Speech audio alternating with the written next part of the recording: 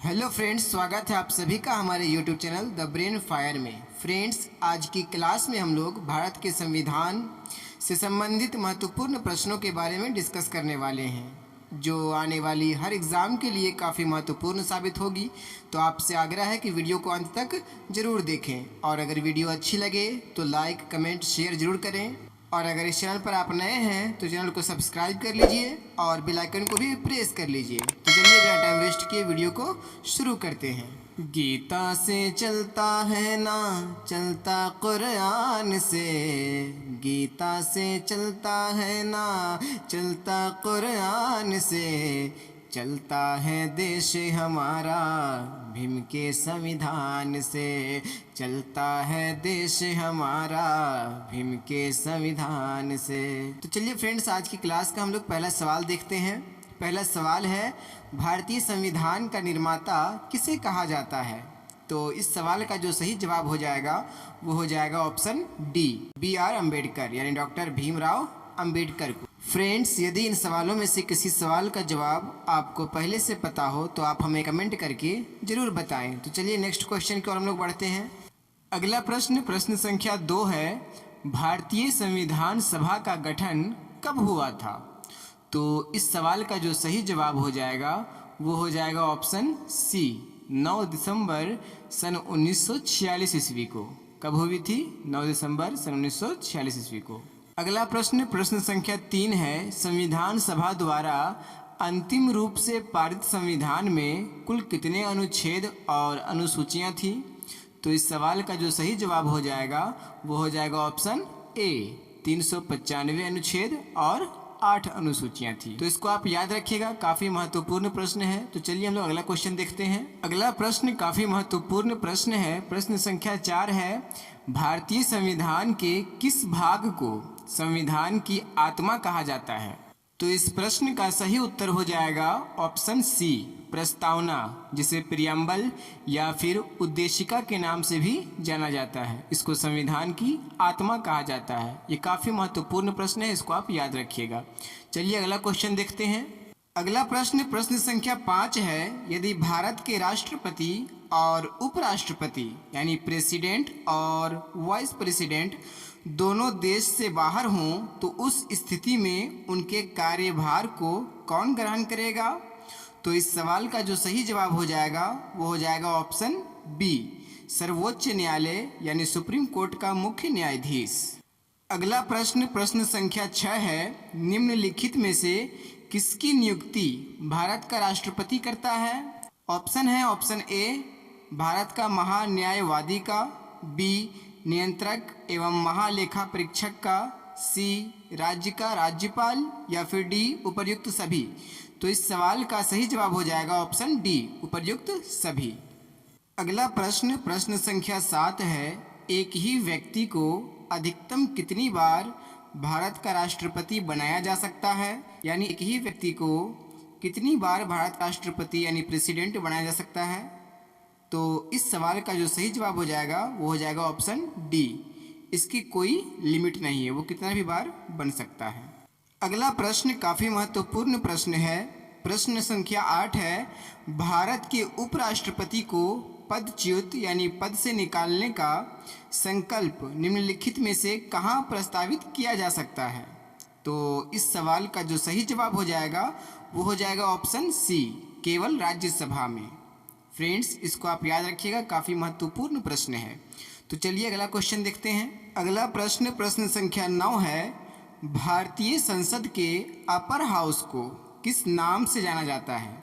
Option में है option A, Rajya Sabha, B, Lok Sabha, C, Vidhan Parishad, या फिर डी, विधानसभा। तो इस प्रश्न का सही उत्तर हो जाएगा ऑप्शन ए, राज्यसभा, यानी राज्यसभा को भारतीय संसद के अपर हाउस के नाम से जाना जाता है। वहीं बात करें लोकसभा, तो लोकसभा को भारतीय संसद के लोअर हाउस के नाम से जाना जाता है। ये काफ़ी महत्वपूर्ण प्रश्न है, इसको आप याद रखिएगा। चलिए अगला क्वेश्चन देखते हैं। अगला प्रश्न संख्या 10 है, राज्यसभा के सदस्य बनने वाले प्रथम हिंदी साहित्यकार कौन थे?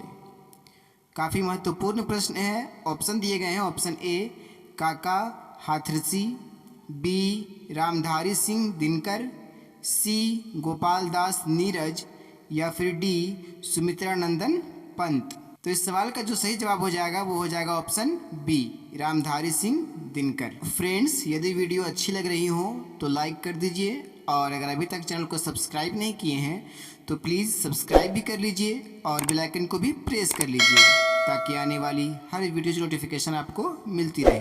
तो चलिए अगला क्वेश्चन देखते हैं। अगला प्रश्न संख्या 11 है, निम्नलिखित में से जनता द्वारा प्रत्यक्ष रूप से निर्वाचित सदन है। ऑप्शन दिए गए हैं। Option A Rajya Sabha, B Lok Sabha, C उपर्युक्त दोनों या फिर डी उपर्युक्त में से कोई नहीं। तो इस सवाल का जो सही जवाब हो जाएगा वो हो जाएगा ऑप्शन बी लोकसभा। अगला प्रश्न संख्या 12 है, अस्थायी लोकसभा अध्यक्ष प्रोटेम स्पीकर को कौन नियुक्त करता है। तो ऑप्शन दिए गए हैं। ऑप्शन ए लोकसभा अध्यक्ष, बी उपराष्ट्रपति, सी राष्ट्रपति या फिर डी प्रधानमंत्री।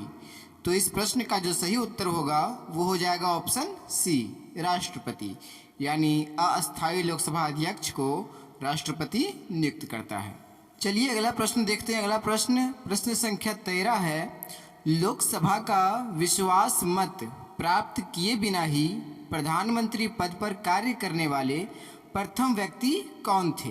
तो इस सवाल का सही जवाब जो हो जाएगा वो हो जाएगा ऑप्शन डी चौधरी चरण सिंह, यानी चौधरी चरण सिंह लोकसभा का विश्वास मत प्राप्त किए बिना ही प्रधानमंत्री पद पर कार्य करने वाले प्रथम व्यक्ति हैं।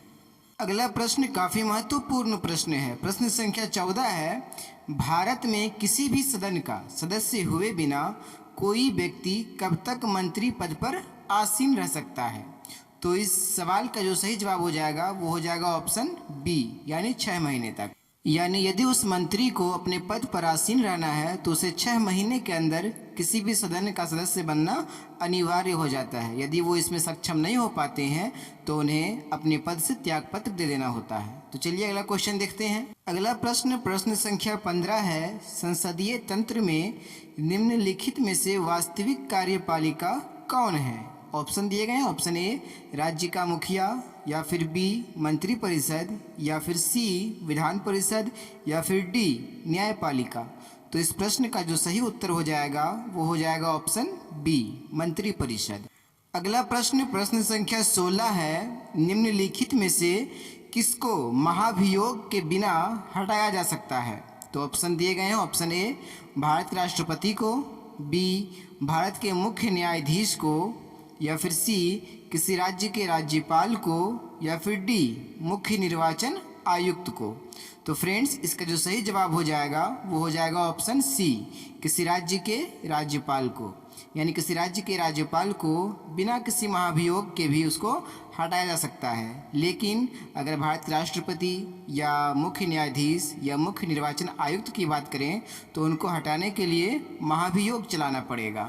अगला प्रश्न संख्या 17 है, किसी राज्य का राज्यपाल निम्नलिखित में से किसकी नियुक्ति नहीं करता है।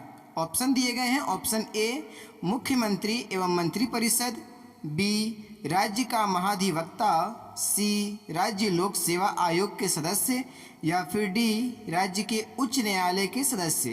तो इस सवाल का जो सही जवाब हो जाएगा वो हो जाएगा ऑप्शन डी राज्य के उच्च न्यायालय के सदस्य, यानी किसी राज्य का राज्यपाल राज्य के उच्च न्यायालय के सदस्य का नियुक्ति नहीं करता है। अगला प्रश्न संख्या 18 है, राज्य सरकार को बर्खास्त किया जा सकता है, किसके द्वारा बर्खास्त किया जा सकता है।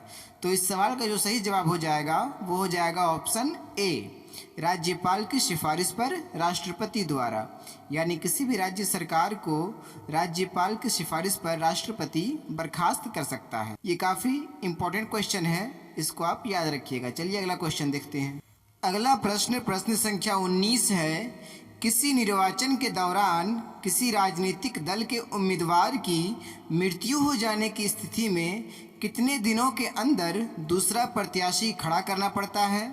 यानी किसी निर्वाचन के दौरान यदि किसी राजनीतिक दल के किसी उम्मीदवार की मृत्यु हो जाती है तो उस स्थिति में कितने दिनों के अंदर दूसरा प्रत्याशी खड़ा करना पड़ता है। तो इस सवाल का जो सही जवाब हो जाएगा वो हो जाएगा ऑप्शन बी 7 दिनों के अंदर।